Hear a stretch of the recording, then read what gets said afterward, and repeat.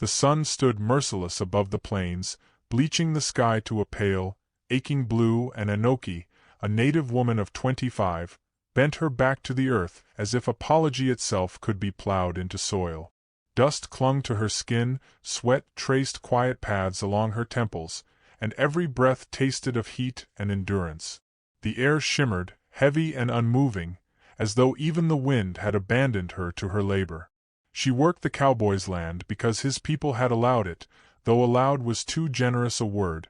It was more accurate to say she had been placed there, like a reminder of something unwanted.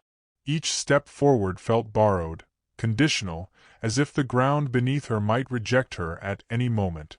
Laughter drifted from the other workers, light and careless, cutting deeper than any blade, and Anoki kept her eyes on the ground because looking up had taught her nothing but pain, leaving the question of how long a heart could endure unanswered, lingering like heat trapped beneath skin. They called her slow when her arms trembled, called her strange when she kept her silence, called her cursed when the sun burned her darker than the rest, and Anoki learned to hold her dignity the way one holds water in cracked hands, carefully, desperately, knowing some of it would always be lost. She swallowed her hurt the way one swallows dust, without ceremony, without relief. Every furrow she carved into the land felt like a confession she never meant to make, and yet she made it anyway, because survival had taught her that pride alone could not feed the body. Her muscles screamed, her palms bled beneath the handle of the plow, yet she did not stop, because stopping would invite more eyes, more judgment. She wondered, as the hours dragged on, whether the land noticed her suffering more than the people did, whether the soil felt her tears before they dried in the heat, and whether the earth itself would remember her when everyone else seemed determined to forget, leaving her heart quietly braced for another disappointment she pretended not to expect. That was the moment when the sound of hooves interrupted the rhythm of mockery, steady and unhurried, and the men straightened with sudden respect as a rider approached through the shimmering heat. The dust parted as though yielding to him, and something in the air shifted, subtle but undeniable. Silas Reed, a cowboy of 30, wealthy, broad-shouldered, and known across the territory for his fair dealings and quiet authority, reined his horse near the edge of the field, his shadow stretching long and cool over the scorched ground. The horse snorted softly, sensing the tension, while Silas's gaze moved across the land he owned, rows of earth, the idle workers, the imbalance he had never questioned before. He had come to inspect his land, to measure yield and progress, yet his gaze fixed instead on the lone woman straining beneath the sun while others stood idle nearby. Something in the angle of her shoulders, bowed yet unbroken, in the way she refused to surrender to either the soil or the stairs, stirred a feeling he could not immediately name. It was not desire alone, nor pity, but a quiet recognition, as if he were witnessing a truth he had been taught to overlook. And he found himself dismounting before he understood why, boots touching the earth with deliberate care, as if the land itself demanded respect in that moment, drawn forward by a gravity that did not yet have words, but already carried meaning.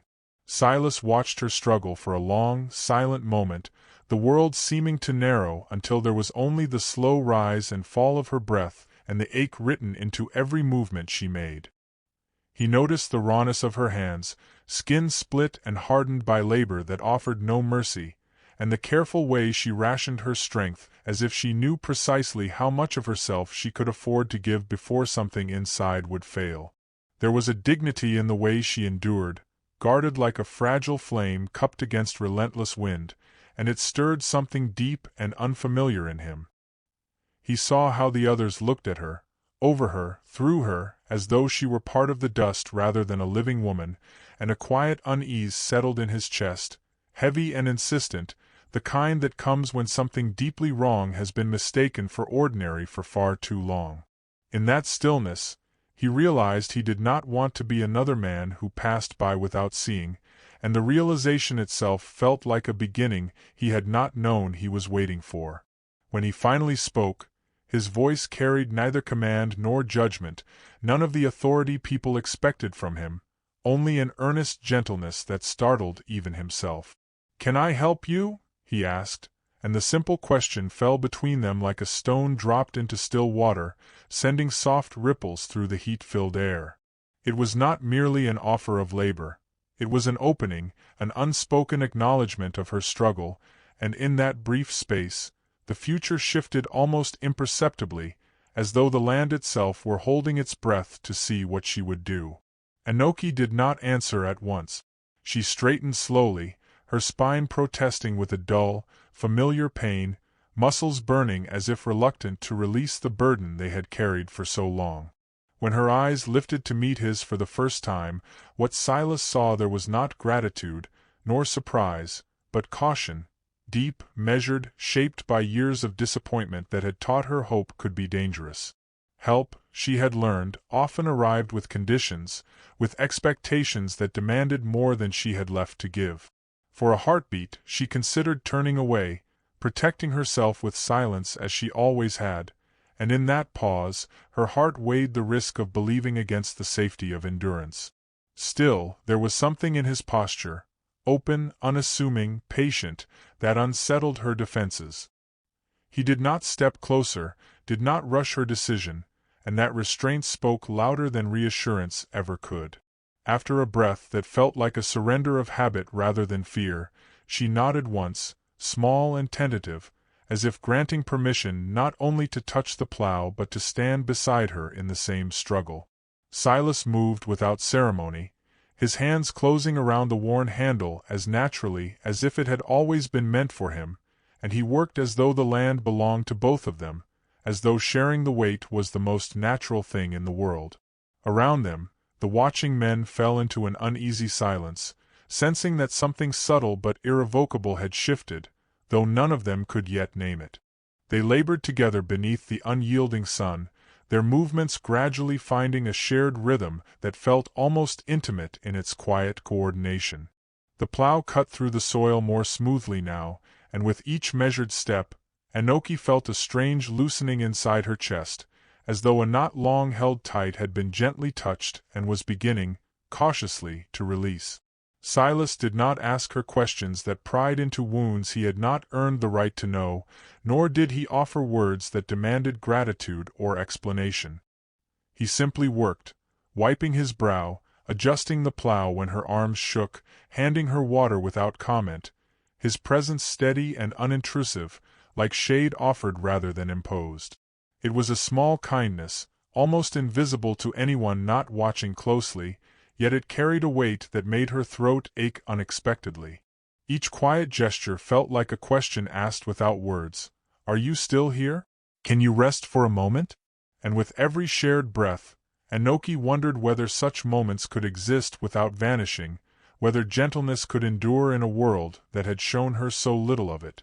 As the sun pressed down and the day stretched on, she found herself fearing not the labor, but the thought that this, too, might fade like morning mist, leaving her once again alone with the earth and her endurance, and the uncertainty lingered between them, tender and unresolved. When the sun began its slow descent, dragging long amber shadows across the field, Silas thanked her for allowing him to help, as if the favor had somehow belonged to him all along. His voice was low, sincere, carrying a respect she was unaccustomed to hearing, and then he mounted his horse without another word, leaving the moment untouched by promises or explanations.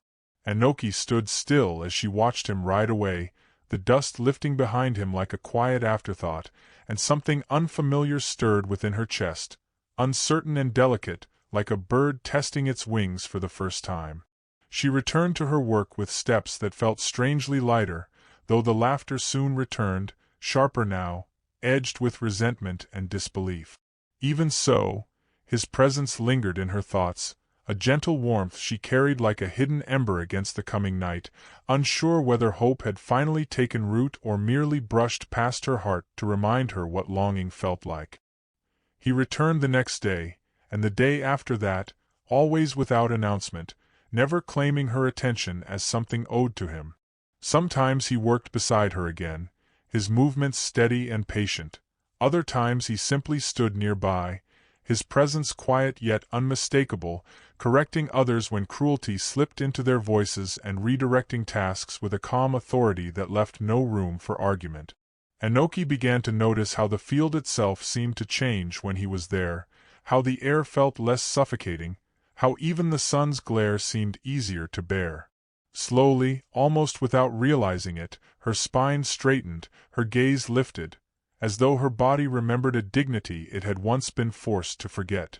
Their conversations remained sparse, shared remarks about weather, soil, and the stubbornness of the land, but beneath every word flowed something deeper, an unspoken understanding that grew not through declarations but through patience and presence, leaving her to wonder how long such a fragile connection could survive the weight of the world watching.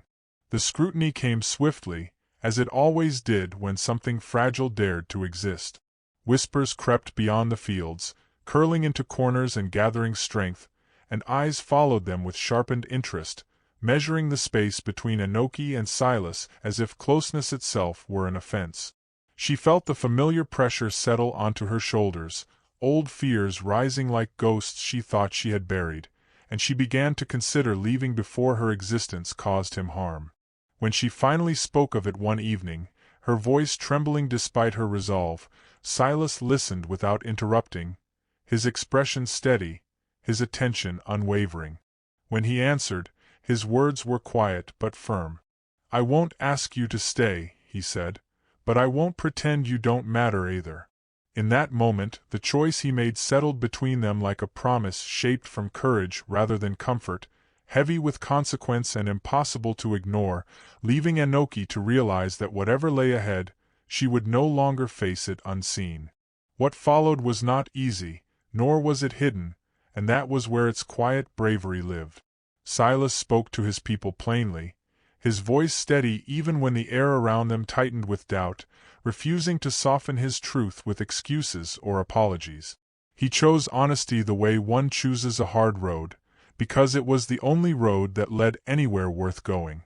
Enoki stood beside him throughout, her hands trembling despite her effort to still them, her heart pounding with old fears and new hope, yet her gaze never wavered. She had spent so long shrinking herself to survive that standing openly at his side felt like stepping into sunlight after years of shadow, frightening and beautiful all at once. The ceremony that joined them was simple and proper, held beneath an open sky that seemed to stretch wider as if making room for what was finally being honored. There were no grand displays, only truth spoken slowly and meant. When Silas pledged not only love but respect, his words carried the weight of intention, promising her a life where she would never again be unseen. When Enoki answered, her voice trembled at first, then steadied, carrying both vulnerability and a strength earned through endurance. And when they turned to face the gathered witnesses as husband and wife, a hush fell over the land itself, the wind passing softly through the grass as though the earth were breathing with them, recognizing a truth long delayed but never denied. Marriage did not erase the past, but it softened its sharpest edges, like water smoothing stone over time. Mornings found them working side by side, not from necessity but from shared purpose, their movements easy with trust. Sometimes their hands brushed, lingering just long enough to spark a smile. Sometimes laughter slipped between them in the quiet, unguarded moments. Tenderness lived in the smallest things, in shared glances, in the way Silas listened when Enoki spoke, in the way she rested her head against his shoulder when the day grew long. Enoki moved through the fields now with her head held high, her dignity no longer a fragile thing she had to guard alone. Silas, in turn, discovered a joy deeper than any wealth he had known, rooted in the simple grace of being chosen not for what he owned, but for who he was. They built a life that spoke softly but endured, shaped by patience, resilience, and the courage to truly see one another. And when Enoki returned one afternoon to the place where she had once bent beneath the merciless sun, she paused, listening to the wind move through the grass. Memory stirred, of pain, of loneliness, of the woman she had been when survival was her only companion. The field looked the same, yet everything was different, and she felt that difference settle warmly in her chest. As she turned toward the home she now shared with Silas, The horizon glowed with possibility, wide and unafraid.